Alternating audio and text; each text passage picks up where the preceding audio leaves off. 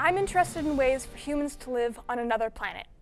So I developed something called the CFAFP 501 yeast actin polymer, which is a polymer with two separate parts that work together to restrict the growth of ice crystals. I designed it last year in grade 9 with the goal of dramatically increasing antifreeze activity in yeast cells. This year, I start lab testing on it. For the past 3 years, I've been working on a strain of yeast that can survive the extreme temperatures of Mars, so it can be used as a biofactory, as yeast is lightweight and can be used to produce food, biodegradable plastic, and spider silk. I've presented my research at MIT and received awards at international science fairs. But here's the thing. I know next to nothing about chemistry.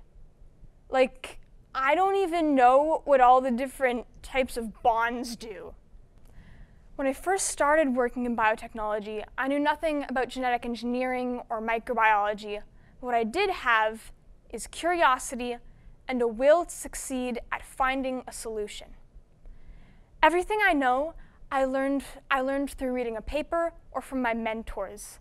And even though I have no formal education in this area, I'm able to do protein engineering successfully. But if I ever wanted to work in a professional lab, I'd need to have a formal degree.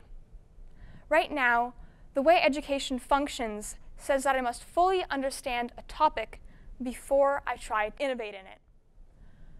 Why should I know all the answers before I ask a question? Is this system working to help us solve the world's greatest problems? I believe that not having a background in an area can open you up to possibilities because of the barriers our mind sets up when we have knowledge on a topic. When we bring together diverse perspectives, age groups, and curiosity to solve the world's greatest sustainability challenges, we can find unique solutions. Don't believe me? I'm going to show you. There was a study conducted where teams of lawyers, business graduates, CEOs, and kindergartners had 18 minutes to build a tower out of spaghetti sticks. They each got 1 yard of tape, 1 yard of string, spaghetti, and a single marshmallow. The goal for the teams was to build the tallest tower possible to have the marshmallow at the top. The kindergartners won. Why did the kids win? Let's dissect this. CEOs like to plan things and know what they're doing. Kindergartners don't care about that. They're not wasting time planning things.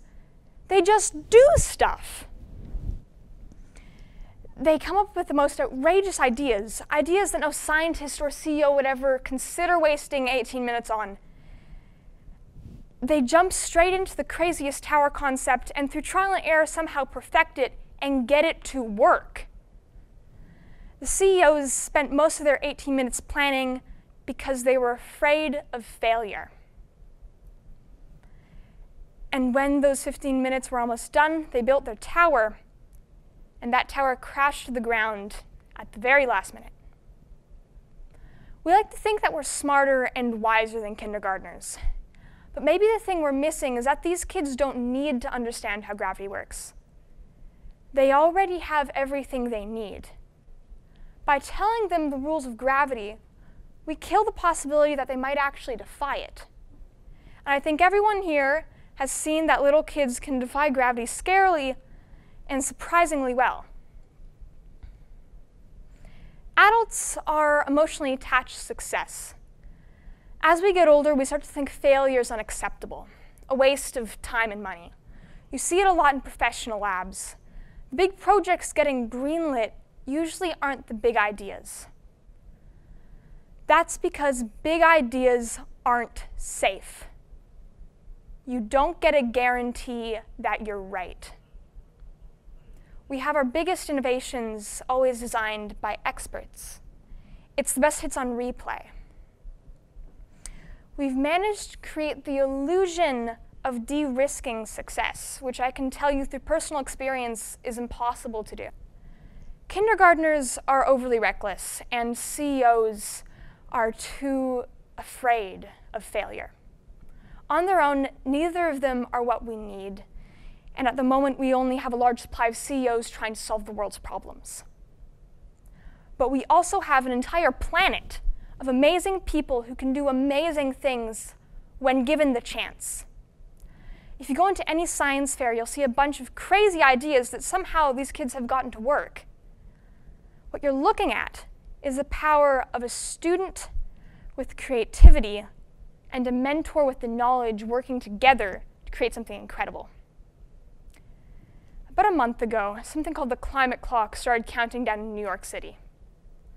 According to it, we have about 7 years until we destroy ourselves, yet we are not taking risks in the way we innovate. This is your 18 minutes. Thank you.